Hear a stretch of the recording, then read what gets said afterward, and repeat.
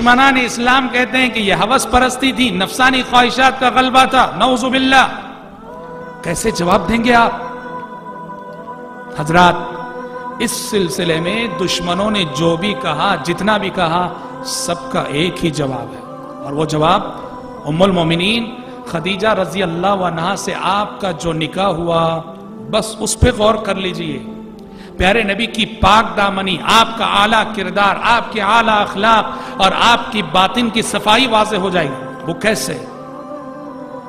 آپ کو معلوم ہے مائی خدیجہ رضی اللہ عنہا جو آپ کی پہلی بیوی تھی نبی کریم صلی اللہ علیہ وسلم کی، ہم سب جانتے ہیں خدیجہ رضی اللہ عنہا بیوہ تھی آپ صلی اللہ علیہ وسلم کی جبکہ پہلی شادی.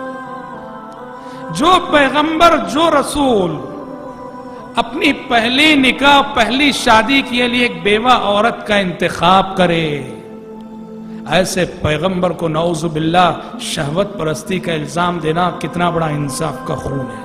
اور دوسری بات ہم سب جانتے ہیں، خدیجہ رضی اللہ عنہ ایک تو بیوہ تھی، دوسرا مسئلہ یہ ہم سب جانتے ہیں کہ عمر میں بھی کافی فرق تھا. نبی کریم صلی اللہ علیہ وسلم کی عمر 25 سال کی تھی اور خدیجہ رضی اللہ عنہ عمر میں آپ سے 15 سال بڑی تھی، وہ 40 سال کی تھی. اللہ اکبر.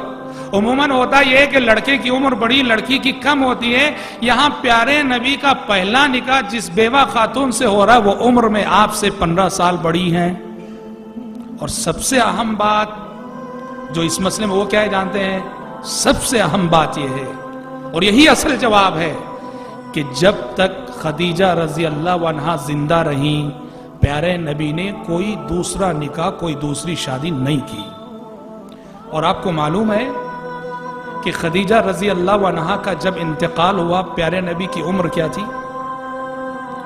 نکاح ہوا تو پیارے نبی 25 سال کے تھے اور خدیجہ رضی اللہ عنہا کا جب انتقال ہوا تو پیارے نبی کی عمر تھی 53 سال، 50 پر 3 سال. کیا مطلب؟ پوری جوانی پیارے نبی نے ایک بیوہ عورت کے ساتھ گزار دی، ایک بیوہ بیوی کے ساتھ گزار دی. دیکھیے سبحان اللہ، پوری جوانی ہی تو ہوتی ہے، خواہشات کا مرحلہ، نفس کے غلبے کا جوانی ہوتی ہے. جو پیغمبر اپنی پوری جوانی ایک بیوہ عورت سے نکاح کر کے گزار دے، اس پیغمبر کو نعوذ باللہ شہوت پرستی کا الزام دینا یہ انصاف کا کتنا بڑا خون نہیں ہے؟ اب سوال یہ پیدا ہوتا ہے، اگر 50 پر 3 سال تک پیارے نبی کی صرف ایک ہی بیوی تھی تو باقی زندگی میں جو 10 شادیاں ہوئی وہ کیوں اور اس کا پس منظر کیا؟ ہاں یہ جاننے کی بات ہے.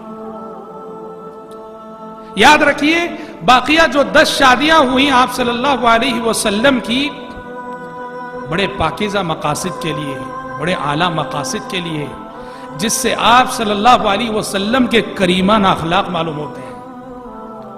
3 یا 4 اہم مقاصد ہیں. 53 سال کے بعد جو آپ نے نکاح کیے، شادیاں کی، ان کے پیچھے بہت ہی عظیم مقاصد تھے. مجھے یاد پڑتا ہے سعودی عرب میں جامعہ اسلامیہ مدینہ منورہ میں جب میں پڑھ رہا تھا، ایک کتاب میں نے پڑھی تھی جو وزارت الشؤون الاسلامیہ سے چھپی تھی. اس کتاب میں ایک ڈیبیٹ ہوا تھا، ڈیبیٹ کی تفصیلات تھی، مناظرہ ہوا تھا مسلمانوں اور کرسچنوں کے درمیان، اور ڈیبیٹ کا ٹاپک یہی تھا پیارے نبی کی 11 شادیاں. اور اس ڈیبیٹ اور اس مناظرے کا رزلٹ یہ نکلا تھا کہ ڈیبیٹ اور مناظرے کے بعد جو کرسچن مناظر تھے وہ مسلمان ہو گئے تھے، پیارے نبی کے اعلیٰ اخلاق کے قائل ہو گئے تھے.